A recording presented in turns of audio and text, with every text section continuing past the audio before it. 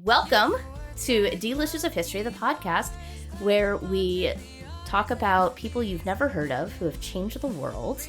My name is Fayge, and I don't know what I am. I am a public historian. That's what I do. I am a public historian and tour guide. My name is Mazal. I am Fayge's wife, and I am also a mixed media artist. And we have two co-hosts today, the cats, George and Ira, who are very interested in what we are doing. Yeah, we're going to hope they don't keep jumping up on the table. Yes, and try to have them not cause too much chaos. It's very cute. George is sitting. We're sitting around our kitchen table right now, and George is sitting on a chair, just looking like he's people, just watching. We have had a little problem here in the Haresh household lately. We have been getting a visitor who I think is hiding his true identity from us. He is this cat, and he's acting like he's a normal cat. He's a little black and white little cow kitty cat. He keeps looking through our front window and watching our cats. But he's not just watching our cats. He wants to fight our cats. Yeah. And here's the thing. He's not just a black and white cat. He has a little black nose with a white face and a little square of black right on his head where one might have hair if you were a person. Yes, this is a Hitler cat. We call him Adolf. We've got him found out. He really wants to fight our cats. Yeah, multiple times a day. He knows that they're Jewish cats, so he's an anti-Semitic cat. But I bring that up because today we are talking about people with alter egos. We've been doing a lot of heavy stuff lately, and so I wanted to do something fun. So we're doing alter egos, which is a huge thing. Hidden identities. Huge thing in Western media, especially lately. People have been really into superheroes lately. I stopped watching the superhero movies a long time ago just because, I don't know, it's not my thing. I just ran out of time. So many of them. There's so many things, and I have so many other things that I could do with my time. Yeah, but this is a trope. Yes. And I do enjoy the trope. Oh, for sure. Before we get into the person proper, Mazal's going to tell us about just this trope in general and how it might be familiar to us today. Come with me. You could come with me. Oh, you're such a sweet little misfit. When your smile falls down, I wanna lift it. Wanna make you better. Wanna run away together. So when Fayge presented this to me, are we going to say who we're talking about? Yeah, go for it. We're doing Baroness Orczy, who wrote the Scarlet Pimpernel. And I had not previously read the Scarlet Pimpernel. When Fayge presented this to me and said, Baroness Orczy invented superheroes. And I said, if you are anything like me, you will also be saying, what? We have many, many tales going back thousands upon thousands of years talking about what I would have, I guess, previously considered superheroes. Think of I don't know, Hercules. Or Achilles. Yeah, or from all different traditions. In Judaism, my first thought was, what about a golem, which is this little figure shaped from clay who they would have specific characteristics that come to life and save the Jews, basically. So I thought about that. Fayge said, okay, well, we're talking about this whole Scarlet Pimpernel introduced the concept of a hidden identity. I said, well, what about, I don't know, Jesus? I'm not Christian, but I have heard plenty of stories of Jesus going and disguising himself as a beggar or whatever and coming across people. And you don't even have to go to Jesus, right? It's all over. Sodom and Gomorrah. It's all over. Comes and is a traveler and Oh, and it's in all sorts of other traditions as well. There's almost every, I would say pretty much every tradition probably has some sort of folklore, every culture, every people's. I mean, there's Loki in Norse mythology. He's always turning into stuff and getting pregnant. Loki's an inch. If all you know about Loki is the character from that's Marvel, right? I think so. From the Marvel universe, like, do yourself a favor and just Wikipedia Loki, because that is a wild ride. Our cat has discovered that there is catnip on top of the bookshelf. Excuse you. He's going to drop that thing. These cats might be ending up in gay baby jail, which is our basement, which I realize sounds a little creepier than it actually is as I say it. That's where all the cat stuff is, like their litter boxes and toys and stuff. So it's not that bad. Yeah, so there's, I would say every people, every culture, and has some sort of tradition of some sort of basically superhero, except not the type of superhero that the Scarlet Pimpernel introduced, which is a different type of superhero. So I saw an article that he is doing really loud. Yeah, mouth sounds. let's quarantine these babies. Back to our regularly scheduled program, cat free this time. So Baroness Orczy introduced a new type of superhero with the Scarlet Pimpernel. That is what people now think of when you think of superheroes, which is that there is one person or one specific set of people that create this character. It's not a cultural phenomenon that changes with the storyteller, that changes over time. There is one writer or one specific set of people who are writing this character that does not change from storyteller to storyteller. Before anybody jumps in, yes, we know that there's some stuff in comics of like, this person's Batman or that person's Batman, but generally the like fundamentals stay the same. Yeah, when random Joe Schmo from the street is telling you what happened in Batman that week, they're not making up their own whole story most of the time. Right. Everyone is reading the same story. But the Scarlet Pimpernel also introduced the idea of a secret identity and a disguise. And there is debate over whether or not the Scarlet Pimpernel counts as a superhero in... He does. Okay, well, there is...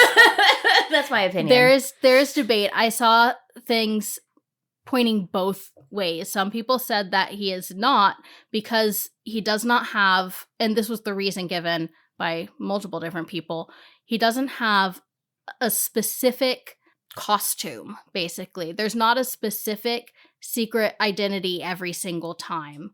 I have an argument. I think we should, we can have this. I think this is an argument for later in the podcast, because I'm going to bring up the Scarlet Pimpernel specifically. So one of the fundamentals, though, you're saying is that there's like a specific outfit. Specific masked identity. So the Scarlet Pimpernel introduced this idea that was then picked up by Russell Thorndike in 1915, wrote a book called Dr. Syn, I think that's how you say it, S-Y-N, A Tale of the Romney Marsh. And it introduced what some people would consider the first real, quote-unquote, superhero, after, which uses a bunch of elements from the Scarlet Pimpernel, but there is a specific identity. And that leads to Zorro was, I think, the next one, and you get the Shadow and all sorts of different things. You lead into Superman and, Batman, Spider-Man, you go on and on. And now we have this huge genre. So yeah, and I guess I would say the other thing I hear a lot when I aggressively announce to the world that the Scarlet Pimpernel was the first modern superhero, people like to say is that he doesn't have superpowers. And that is an element of most superheroes, right? Like Superman nowadays, right? So like, but even yeah, but if you go into like these folklore stuff, a lot of them like have these like beyond the norm abilities. Yes, but like when I was talking about Dr. Sin, he doesn't have beyond the norm abilities. He's just super rich, like the Scarlet Pimpernel. I mean, that's kind of a superpower. Yeah. Zorro, also super rich. A lot of these, Batman also super rich. That Iron is his Man, superpower. Though Iron Man's not secretive about it, but he's lampshading the entire thing. Yeah. And He's also just rich. Yeah. He uses a lot of tech that... Yeah, he's also really smart. He's what Elon Musk wishes he was. But perhaps it's called for with Iron Man. I don't know. I've only seen like 2 Iron Man movies. Yeah, and so I'm trying to think. So other things that would be sort of the superhero-y thing. So we have the like a set identity, a set like masked identity. So like Superman, Batman, the Flash, whatever, right? Mm-hmm. And then maybe superpowers or super rich, arguably a superpower. And what other elements, I guess, would we say? That you're fighting for a moral cause is another one. You're fighting for a moral cause and not just to show off your powers or whatever. It's not just one character that you're going against, whereas a lot of pre-superheroes have specific other characters that they go against time and time again. And not that doesn't also happen here. Like there's specific supervillains that... Yeah, you got like the Penguin, Poison Ivy. Mm-hmm.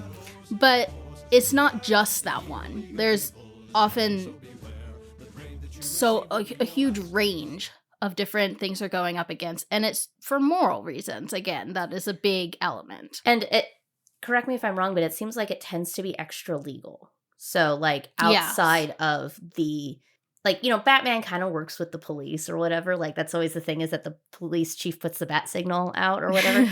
But most of the time, in fact, a lot of times, like I think with Spider-Man, he's like, the cops hate him. Like I feel like he's running from the cops a lot. Yeah, I never really was a Spider-Man person. A lot of it is extra legal. I mean, that's the joke, right? Like when they did Dr. Horrible's sing-along blog, that was the joke, right? Is like that these superheroes are causing so much damage. Yeah, a lot of them work with their own sort of mega corporations. Like Superman, I don't remember. The Justice League. LexCorp. Isn't that the bad? Lex Luthor's the bad guy. Do you mean Yes. like going up against a bad thing? Like there's big corporations involved, not necessarily Okay. in the legal system. A lot of it is through these mega corporations on both sides. But, well, sure, because he has the Justice League, but LexCorp is the bad guy, I think, because that's Lex Luthor. Yes, it is. And then I forget what it's called in the Marvel Cinematic Universe, but they have a little club. The Avengers. That's what it is. Yeah. So these tend to be the elements that we think of as a modern superhero. Are we missing anything before I jump into the history side? No. So let's keep these things in mind. And Mazal and I will argue about it later. The person we're actually talking about is the developer, like, she made him like a golem. The writer of the Scarlet Pimpernel, who's tends to go by Baroness Orczy. So if you had to read this book in school, that's probably what the cover said, was Baroness Orczy. Or Baroness Emma Orczy, Baroness Emma Orczy. Emushka. Mushka. Yes. So her real name, and I put this in for my own amusement, so I'm just going to go ahead and apologize to any Hungarians out there. I'm going to butcher this. But her full name is Emma Magdalena Rosalia Maria Josefa Borbala Orczy di Orczy. That was actually pretty good. I'm sure it was wrong, but like... I don't speak Hungarian, so I don't know. It was perfect. But she went by Emma, or her friends called her Emushka, which is like a diminutive of Emma in Hungarian. So she was born in 1865 to Austro-Hungarian nobility in Tarnors, Hungary. It's like in the northeast of the country, kind of. It's not terribly far from like Budapest, at least in our modern estimation of how far things are. So her father was a composer named Baron Felix Orczy de Orczy, and his mother was Countess Emma Szentgyekej. That is definitely wrong. Countess Emma. And they were both attached to the court of Emperor Franz Joseph. Now, this moment, this mid-19th century, the Austro-Hungarian Empire, this whole thing is like a moment of a lot of political change and a lot of political stress, especially amongst the upper classes. Mhm. So I'm curious, Mazal, there's usually one thing people know about the Austro-Hungarian Empire, and I'm curious if you know it. Oh gosh, now I'm on the spot. How did, do you know offhand how World War I got started? I mean, there's a bunch of The, different. let's say the catalyst Okay, there event. was Like the I spark. can't remember his name was murdered. Yeah. So Archduke Franz Ferdinand Yes, him. was murdered, and he was part of the Austro-Hungarian Empire.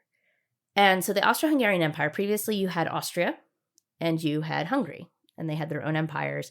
But Austria kind of like dominated Hungary. Like they weren't, I don't know if they were, it was really considered Austrian territory, but there was a, like Austria had the upper hand in that relationship. And then in 1848, Franz Joseph became what was called a dual monarch of both countries, making the what we now know as the Austro-Hungarian Empire, which only existed for a brief time because then after World War I, it got all broken up with the Treaty of Versailles. But for a moment, it existed. At 1848 was really important because in Hungary, up to this point, peasants were still a thing.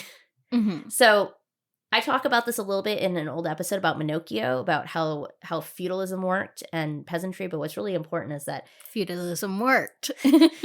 what's really important is they got more days off than we do. Check out our merch site. So what's important in this case is that the peasants were attached to the land, and the land was owned by a local lord. Mhm. And so the peasants, their whole world was controlled by this lord. Now, a lot of the like stuff, there's a lot of stories that are not true that like I was even told in like college classes that I have since found out are not true about like things lords can and cannot do to peasants and things. But Mhm. the point is that the peasants are not free to change careers. They're not free to move. They're not, they're Mhm. stuck. And so 1848, Franz Joseph frees the peasants, which is huge. But they figured out pretty quickly that it didn't matter what the king or the parliament in Pest, which was which is half of. So if you've been to Budapest, there's it's like two cities. You have Buda and Pest, Mhm. and there's a river between. So at the time they were actually separate, and Pest was where it still is, where the government is. No matter what they said in Pest, the lords could still like flog them. This was very like after the American Civil War, similar situation where it was like, sure, you're free, but like the rich guy still has all the power. Mhm. But unlike here in the United States during Reconstruction, they realized the politicians in Pest realized this was a problem. And in 1850s, they ended up putting a bunch of Habsburg bureaucrats in charge of the things that the lords had previously been in charge of on a local level. So Habsburg is a family. You've heard of them. Mhm. It's Yes. a monarchy. You might not be able to say anything about them, but I imagine that word, if you have paid any Mhm. attention in history, in European history class, you're like, oh, Habsburgs. It's the War of the Roses that they're involved in, right? They're involved in all kinds of stuff. I don't know a whole lot about the Habsburgs, to be perfectly honest. When you have a royal family, you don't just have the king. It's like all his cousins and stuff get Mhm. jobs. And so this was like his cousins and stuff got jobs as bureaucrats.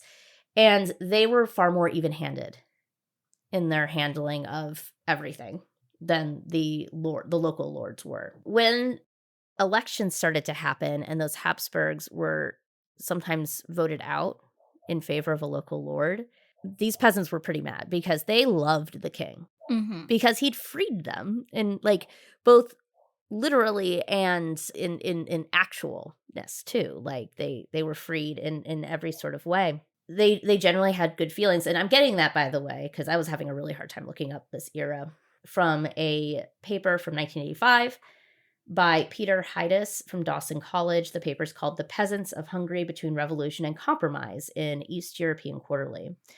And I mention that because this is an important moment in Orczy's life, and it is almost impossible to find information about it Mhm. because it was so localized. Amushka, she's born, and it's this time of turmoil where she is, which is going to have a massive impact on her political views. In her autobiography, Links in the Chain of Life, which I think is a terrible title, but nobody asked me, she fondly remembers her time in Hungary. She was an imaginative kid who always wanted to play the dashing hero coming to save the damsel in distress. Apparently, she would make her sister be the damsel in distress, and she would be the dashing hero. That's cute. It's adorable and makes me really happy. I think that in her description of her early childhood shows a lot. The quote is, "Splendid feudal lords ensconced in their opulent chateau, medieval still in their magnificence." So you can imagine why the peasants wouldn't be like overly excited about that sort of thing. When she was 3, there was a party for her older sister, and she was suddenly put to bed. It was her sister's 5th birthday party I saw. Cool. I didn't look that up because I didn't. It was care how a old the sister masquerade was. ball, which is a choice. Yes. A choice for a 5-year-old's birthday party. She and her sister were suddenly put to bed, and they saw there was like red light on the horizon. And when they went up to look out the window to investigate, they realized that like the barn was on fire, and the local peasantry had set it on fire. So that's why I bring up this thing about the king and the stress between the king and the local lords, because Orczy's family, they were the local lords. Mm-hmm. And the peasants were tired of the local lords' nonsense. Yeah, and I also saw one of the biggest issues that the peasants were worried about was, I mean, they worked on a farm and they were worried, this was right around the Industrial Revolution, and they were worried that they were going to be replaced. I mean, and it wasn't an unfounded worry. Her father had purchased a bunch of industrial farm equipment. This is like Luddites. People will refer to anybody who doesn't like technology as Luddites. It's not really fair, because the Luddites, their issue wasn't the technology. The issue was that they were being abandoned by the economy in favor of technology. Sounds familiar to a few of us as we go into the age of AI, I think. So soon after that, the family left Hungary and they kind of bounced around Europe before settling in England in 1880. When she came to England, she could already speak 3 languages without a trace of accent. That's according to her. So, like, who knows? And she was how old? She was 3? Oh, no. By this time, she's like 15. And she had to learn English in her teens, which I only mention because that sounds hard. Yes. And she wrote a bunch of books in English. I always assumed, before I did this research, I always assumed that I knew she was Hungarian, but I always assumed she was born in England or like came to England at a very young age because she wrote a bunch of books. And you can't tell that it's not her native language. Yeah. So whether or not she is accurate about this no trace of accent, she certainly is gifted at languages. Her family dove into London's artistic life, attending the theater, hosting musical giants of the era at salons in their home. My musical giants of the era, by the way, are people like Liszt, Gounod, Wagner, etc. Amushka also wanted to be an artist of some sort, but she wasn't musical like her father, so she went to the West London School of Art to study painting. She was good, but she wasn't satisfied with her own work. And this quote from her autobiography about this period in her life, I think it just speaks volumes about her. "Soon I realized that it was going to be mediocrity for me. Mediocrity again, my bugbear, my nightmare." No. So her thing was, she was good at a lot of stuff, but she didn't want to just be good. She wanted to be great. Yeah. And that was really what she was chasing her whole young life, was that greatness. She was one of those people, I think, who has that feeling that like they can change the world in some way. Yeah, I found another quote, and this is from an article from The Guardian. "She grew up with an inferiority complex fueled by her domineering grandmother, who used to hiss at her to speak up and converse." In her memoirs, Orczy recalled, and this is a... Grandma, that's not how you do that. That is not pedagogically valid. In her memoirs, Orczy recalled, "I was not pretty or dashing. I didn't feel that anyone who was clever and interesting would take the trouble to entertain me." And that just is so sad. It is sad, and also, frankly, if you look up the picture of her, she is actually really pretty. She clearly didn't feel like she was, and that's really sad. But in spite of her perhaps feeling inferior, she did meet her husband at art school. His name was Montague Barstow. And she described their marriage as, quote, "one of perfect happiness and understanding, of perfect friendship and communion of thought." Yeah, she said, "He became all the world to me." And I love that. So cute. Really, it makes me happy. I'm glad she was happy. Yes. It also explains some things in the book that we'll talk about, because that I always thought were a little weird as a kid, and now I see where it comes from. So in 1888, she came home with her husband of 1 week, so they got married, and it was a week later. And there was a huge crowd outside of her home with a bunch of police people and stuff. It turned out that Jack the Ripper had murdered someone right in front of her house. Wow. Yeah. So, small world.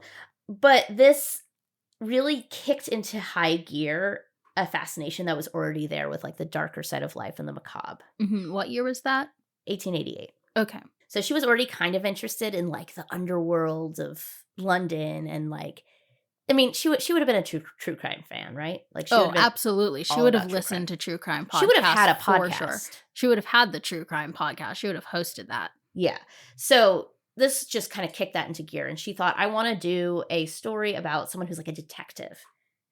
But there was already a detective on the scene literarily, and that's Sherlock Holmes. So this is also the time of Sir Arthur Conan Doyle. And she knew she couldn't compete with Sherlock Holmes. Like, that just wasn't happening. Mm-hmm. So she came up with, as much as I love the Scarlet Pimpernel, and I do, anyone who's listening who knew me as a child is probably like amazed that it took me this long to do this topic, because I was obsessed when I was in high school. But I think I found a character I love even more of hers, and he was called the Old Man in the Corner. And he solved mysteries from the safety of a London tea shop using only publicly available information from the newspaper. I love that. He was like an old-fashioned true crime redditor. Like, now I need to find a copy. I want to read it. yeah, it wasn't particularly successful, so I don't know if we'll be able to find a copy. But yeah, it was one of these things where it was like, it was not unsuccessful. It was like she could sell like these little stories to newspapers and stuff. Was it a small story or a full novel? Small story. It was a series of short stories Okay. that she sold to magazines, which is part of why I don't know if we're gonna be able to find it, but we can search. But she had some success writing these detective stories, but they weren't big enough for her ambition. Mm-hmm. After spending some time in Paris with her husband in 1901, she was inspired to write about the French Revolution. And after she got back, I love this so much. She gets back from France and she's waiting for an underground train in London. So like the tube is what we call it now. And Sir Percy Blakeney just walked into her life. Mm-hmm. And I'm going to read this quote because it is just, I love it. It's so good. So this is what she says about her discovery. It's not even like she didn't make him up. He just like appeared to her kind of. I saw him standing before me. Don't gasp, please. I love her. Don't gasp, please, on the platform of an underground station. Now, of all the dull, prosy places in the world, can you beat an underground railway station? But I give you my word that as I was sitting there, I saw Sir Percy Blakeney. Just as you know him now, I saw him in his exquisite clothes, his slender hands holding up his spyglass. I heard his lazy, drawling speech, his quaint laugh. It was a mental vision, of course, but it was the whole life story of the Scarlet Pimpernel that was there and then revealed to me. My thoughts were clear enough for me to tell my beloved husband about the wonder that had occurred, the birth of the Scarlet Pimpernel. So, here's where I want to pause and describe the Scarlet Pimpernel for those who have not read the book. So this is a book that I think is sometimes assigned in like high school English classes. Mm-hmm. It was not for me, and it is abundantly clear when you read it why. We'll talk about in a sec. But we watched the movie from the 1980s, which actually has a very young Sir Ian McKellen in it, which is very good. He's not Sir Percy Blakeney. He is Chauvelin, who's the bad guy. But here's the general rundown of how every single Scarlet Pimpernel book goes. Sir Percy Blakeney, Baronet, is a nobleman. He's like buddies with the Prince of Wales, who at the time was a real life person who was known for being kind of a party animal. And this is during King George III's time. Fayge remarked to me that this book is how you learned what the Prince of Wales is. Yes. Who he is. Yes, I remember the first time I saw that and was like, what does that mean? And I looked it up and I learned a little bit about British nobility that day.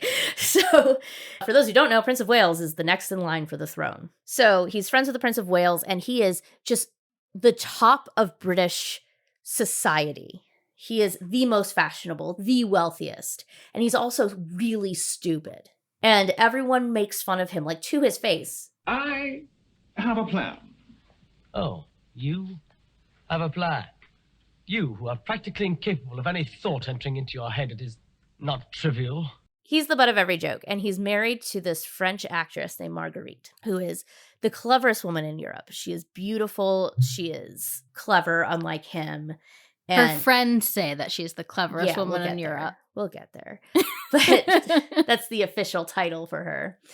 And he has this secret identity that is the Scarlet Pimpernel. A Scarlet Pimpernel is a small wayside flower. Every single book, Sir Percy with his League of the Scarlet Pimpernel, who are a bunch of his like rich friends, go to France and using a variety of disguises and good planning and just general cleverness, save the lives of noblemen who are destined to be guillotined. So this is during the Reign of Terror, and his supervillain, so to speak, is this guy, Paul Chauvelin, who works for the French government. He's a member of the Committee on Public Safety. Yes. And he has made it his life's work to capture the Scarlet Pimpernel. Think kind of like Javert, Jean Valjean vibes. It's not the same because Sir Percy Blakeney's not like a formerly incarcerated person, but just that like sort of single-minded determination sort of thing. That's the vibe. It's his one and only goal. Yes. To the detriment of everything. Of his goals, actually. He is so focused on it that he lets other people get away who he's trying to capture. Yeah. So the first book, which is usually the one that people know, there's a whole series of these books, and you can now get them like as ebooks. The first one's free on Audible. Yes. And probably at your library as well. And the subsequent ones, you can get like all of them for $5 or something. Like which is wild to me because when I was a teenager and I was super into this, I had to like track these books down and like pay like $30 back in, 2004 for these books. But I'm glad they're available now. Every book follows the same pattern of somebody needs saving. A bunch of stuff happens around that person. One of those people who you think is like one of the French people or whatever is actually Sir Percy. And Marguerite maybe gets involved and mucks things up because she's ridiculous. And then Sir Percy saves the day, saves everyone, and it's great. And Chauvelin defeated again, gets like usually he gets like a little note in his pocket with like a drawing of the Scarlet Pimpernel, the flower. You know what vibes it is? It Roadrunner and Coyote. Yes, that might be more universal than Javert and Jean Valjean. But yeah, so that's the general vibe. The first book is where this is all introduced. So Marguerite doesn't know in the first book that her husband is the Scarlet Pimpernel. She thinks he's just stupid, like everybody else. And over the course of the book, she learns that, in fact, her husband's the Scarlet Pimpernel. And this is another thing, actually, that I forgot to say earlier. This is another trope Baroness Orczy introduced with, is this love triangle between usually a woman and usually a man who's the superhero and his alter ego, where and think of Lois and Lois Lane, Clark Kent, Superman, that same sort of love triangle where Clark Kent loves Lois Lane, she loves Superman, doesn't know they're the same person. It's the exact same thing here. Oh, for sure. So like in the beginning of the book, she's like wearing Scarlet Pimpernel like merch, but it's the late 18th century, so it's like rubies and stuff in her hair. And she and everyone else is obsessed with the Scarlet Pimpernel. She doesn't even know that it's her husband, and her husband and her don't get along very well because he found out after they were married, but before they were married, she accidentally sent someone to the guillotine. I don't want to get too deep into the minutia, but irregardless, someone goes to the guillotine because of her, and Percy finds out and is upset. And that just breaks their marriage on day one. And this is 1792, is when the book is set. It's 1792, so they don't go to marriage therapy and they don't talk to each other. Yeah, they just have separate rooms. The reason why you might not have read this book, you might have seen the movie instead of reading the book, if you interacted with this at all in school, which you might have because it is an important literary trope. Like it's, it establishes a lot of things, like Romeo and Juliet. Like it establishes a lot of stuff. Is because there is a character in the book that is just called the Jew. I think his name's like David Rubenstein or something like that. He's got like his name is basically Jew McJewface, and he is not well treated. There's a lot of very harmful stereotypes applied. Yes. So if you're like, I didn't read that. I wonder why I didn't read that. That's probably why. Yeah. And I grew up in a Jewish community, so there's no way they were going to have us read that book. Yeah, I was reading this book over the course of the last week, and I was listening to it as an audiobook, and Fayge now and again would be listening with me here and there. It's been a very long time since I read it. And we got to that part where they introduce the Jew, and Fayge and I just like kind of look at each other with shocked faces, and Fayge says, "Oh yeah, I forgot about that part." Just blocked it from my memory. The movies use a mix of plots from that first book and another book. I think it's El Dorado. I don't know, but it's just another one of the books because they just skip it. The movies are very good. Okay, so she writes this character, the Scarlet Pimpernel, and she can't get anybody to publish it because it's seen as too old-fashioned. Because it is old-fashioned. It's very swashbuckling. It's very... It introduced the concept that Zorro used. I mean, it's damsel in distress, the whole 9 yards. So she was put in touch with a husband and wife acting team named Fred Terry and Julia Nielsen, who saw the value in the story and had Baroness Orczy put it in play form in 1904 and then performed it. 1903. 1903 is what this thing said. I don't know. Early 1900s. I did find when I was doing this research that there's a lot of disagreement on dates. Okay, so sometime before 1910, she makes it a play. And it opens to enthusiastic crowds. People loved it. Critics hated it. And just completely slammed it. Do you have a quote from... I do not. Do you? Because I have a great quote from the Daily Mail, which The Guardian says it was in 1903. Who knows if that's real or not. The Scarlet Pimpernel is a little flower that blossoms and dies in one day, which is the obvious fate of this play. That's intense. Yep. That's, I think, going to be next in... I'm working on a merch series right now that's like historic insults. And I think that's gonna be on the list. It's pretty great. Also, he was wrong. Yes, because people loved this thing. And luckily for Baroness Orczy, critics don't pay the bills.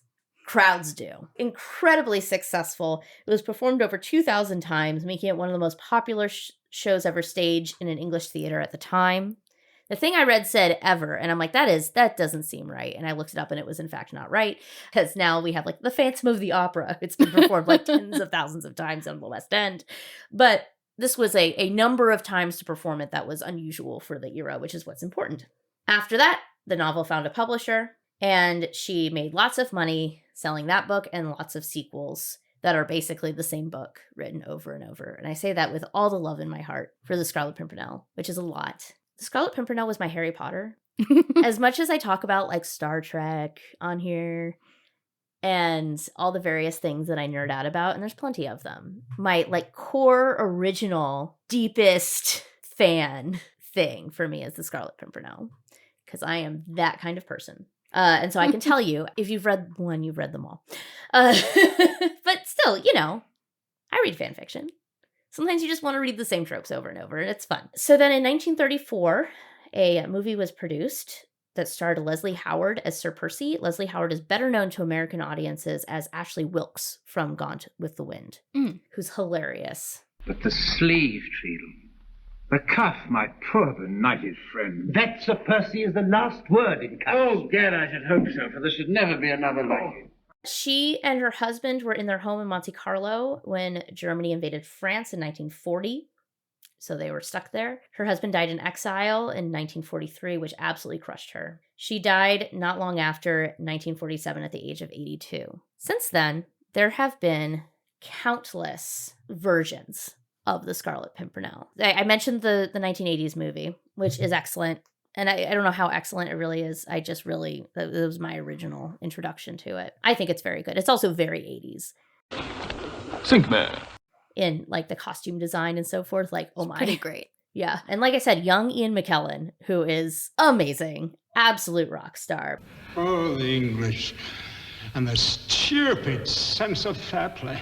My only complaint about that movie is it kind of indicates a weird like love triangle between Chauvelin, Marguerite, and Sir Percy, which is just not there. Like there is no love lost between Marguerite and Chauvelin, at least not after the first chapter, when they're just like, oh, hey, old friend. Yeah. They don't like each other. So when I was doing my research for this, oh, and there's also a musical, which I sing in the car all the time. The music for it is fantastic. They have tried so many times to make this thing work, but they can't get the plot to work. Like I've read a couple versions of it that have been put on and they are bad. And like when I look up performances on YouTube, like where people like, you know, had a camera in their lap or whatever, the actors are all good. But it doesn't follow like the tropes. And without the tropes, the Scarlet Pimpernel is nothing. Yeah. That's disappointing. Yeah, and it's a shame because the actor who played the Scarlet Pimpernel on Broadway, I don't remember his name off the top of my head, but he's very good. Sinkmare, the man's lost his senses. He is on the album and he is excellent. But they didn't have a script to back it up, and it's because they didn't hire a scriptwriter. The person who wrote the original script is actually the lyricist, who is great, but she's a lyricist. Yeah. They are not that you can't have a person skilled at both, but they are two separate skills. And she's like won a Tony for Saturday Night Fever. Like she's very, very good at being a lyricist. But I do recommend if you're a musical theater person, it's the same composer as Jekyll and Hyde. So also has very good music. Yeah, they're kind of exactly the same. Yeah. I have some feelings about that particular composer, but that's okay. Neither here nor there. So when I was doing research for this, I found something that was so exciting. So as I said, I was a little obsessed when I was in high school with the Scarlet Pimpernel. And this is one of these things that looking back, I'm like, I guess I am neurodivergent. Because man, was I obsessed. And this was before YouTube. This was before, my brain's not working, Discord. I don't know. It was before a lot of the ways that we interact with each other as fans today. What we did have was message boards. Yeah. And I found by accident the website that used to host my old message board that I was on. Oh, amazing. Sadly, the message board is gone.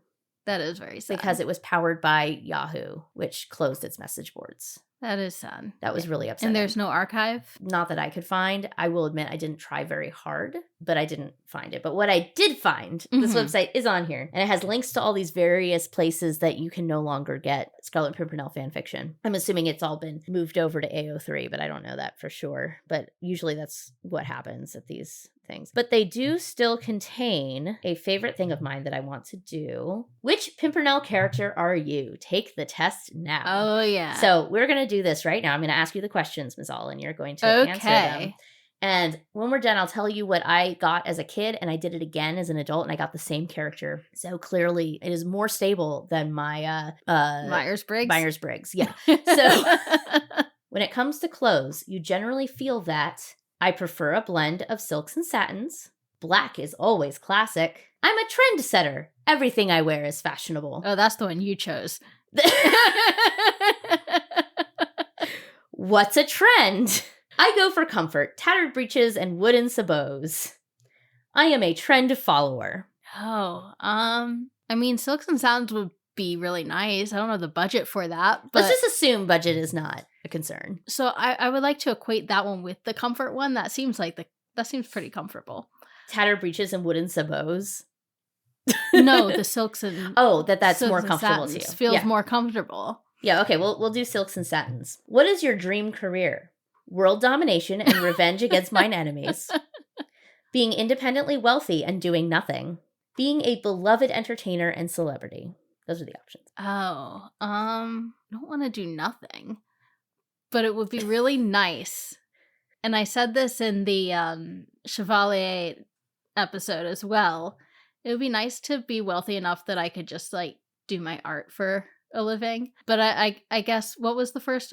The first one was world domination, and the last one was being a beloved entertainer. I guess that one. Yeah. The options are not great for that one. Your idea of relaxation is death-defying rescues and daring escapes, dancing a gavotte at the latest ball, persecuting the innocent, playing cards and drinking sherry, yacht racing, or lounging in a perfumed bath. I guess playing cards and drinking sherry. Great. At a party, you would most likely be passed out on the couch, the center of attention, flirting with everyone, the quiet wallflower, losing money at the card tables, slyly passing notes, or absent. What would be the closest to like going off into being there but being in a more quiet part with just like close friends? Probably losing money at the card tables. I would definitely not be losing money at the That's card true. tables. Passed out on a couch?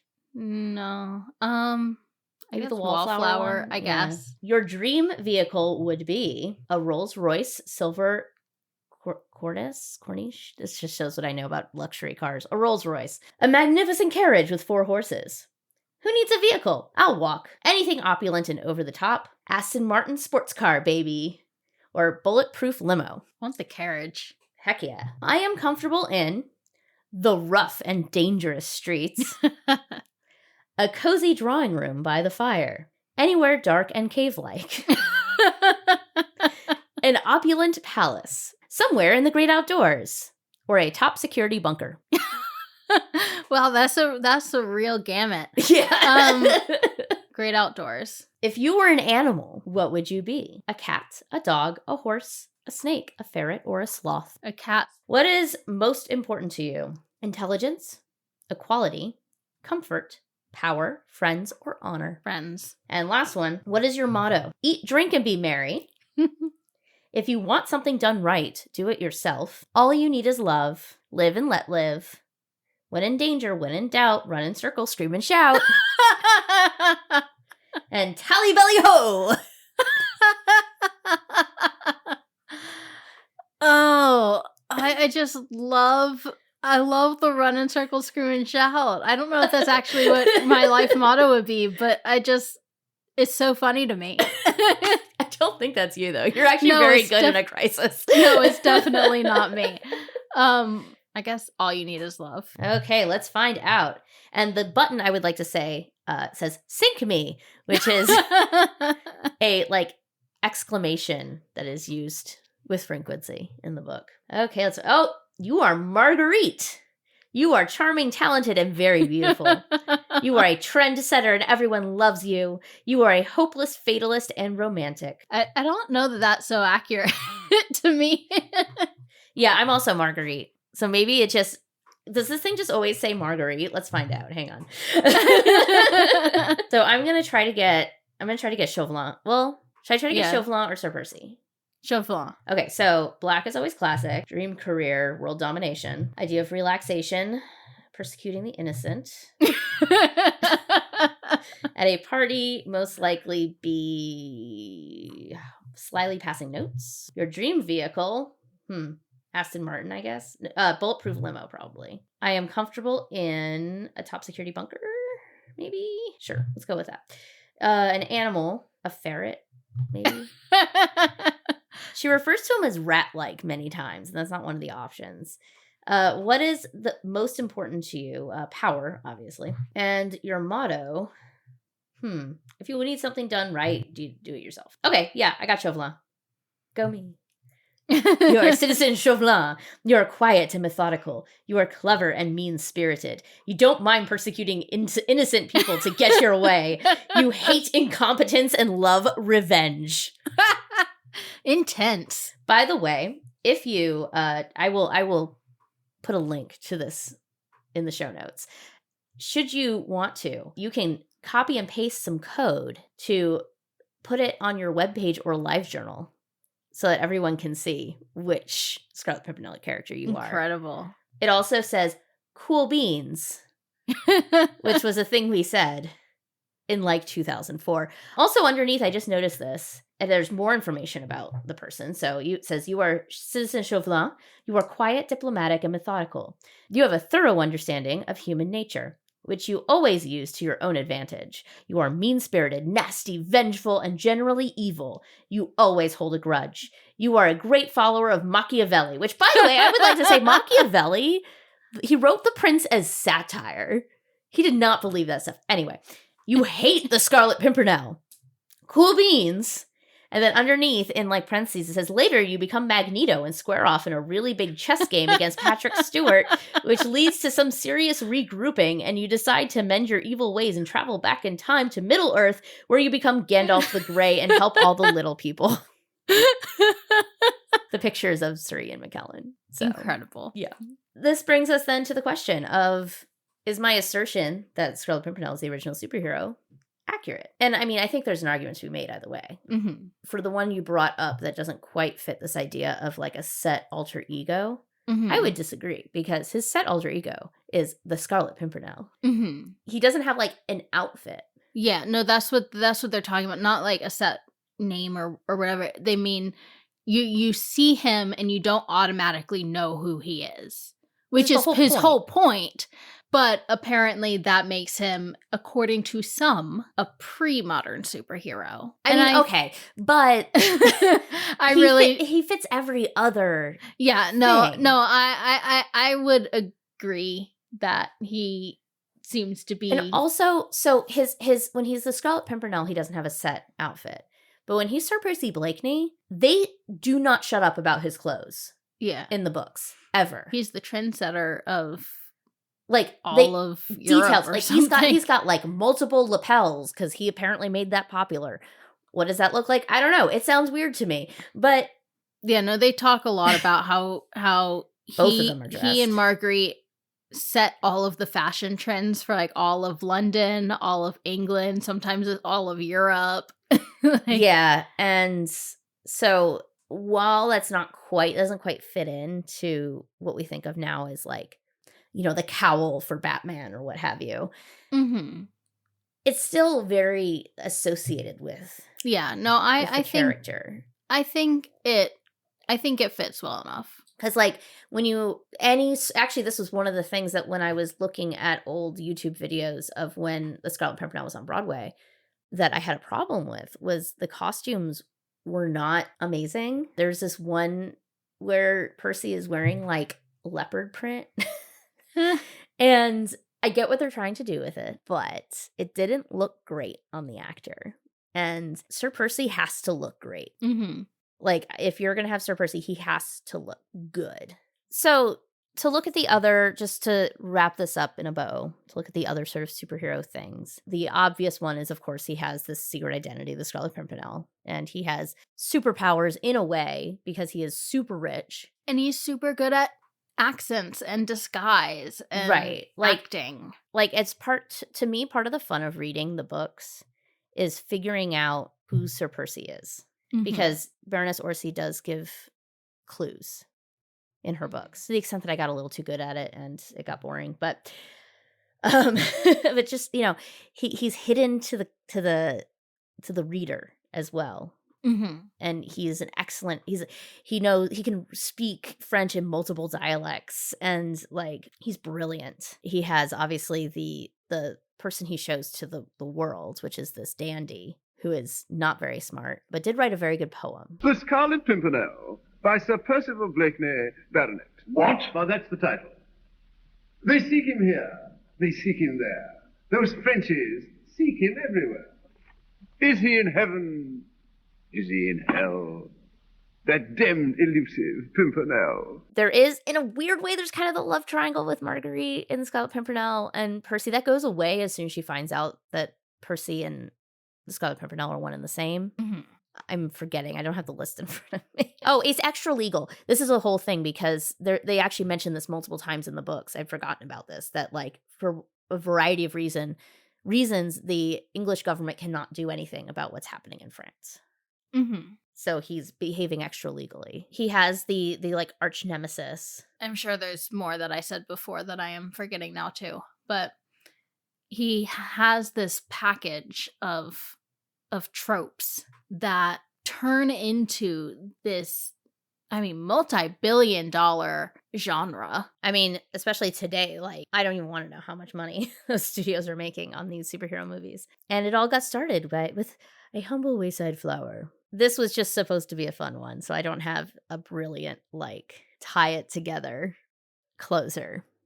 because this is just fun. The Scarlet Pimpernel's fun. Superheroes are fun. Now you know where it came from. I will put links in the show notes of places you can see these movies. The one from the 30s is very good, and it is on YouTube for free. Mhm.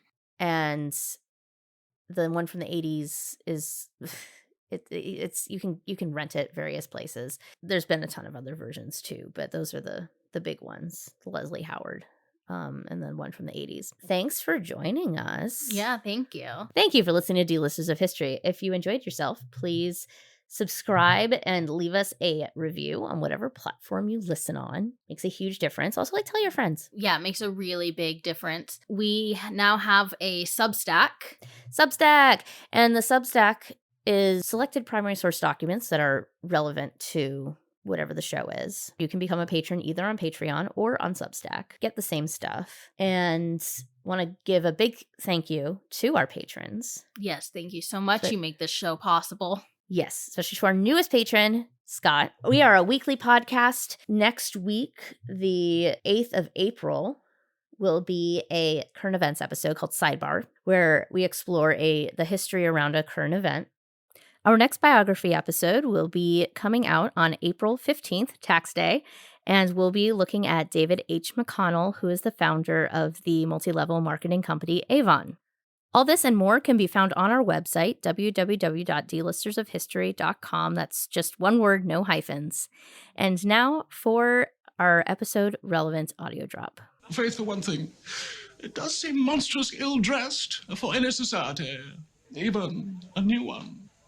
Sink me, your tailors have betrayed you. Betrayed us? We pride ourselves on our French tailors. Odds fish, my dear fellow. Such shoddy workmanship would not be tolerated in London for one tiny instant. Look you here, sir, at this limp cravat. I ask you. Or the sorry cut of this sleeve. No. Or the sad state of those cuffs. Sink me, I can hardly bring myself to look upon them. No, sir. If this is the best your tailors can do, 'twould serve you better to send them to the guillotine. We shall send our king instead, sir, and exalt our tailors. More's the pity. Then your tailors will rule the land, and no one will make the clothes. So much for French fashion and French politics.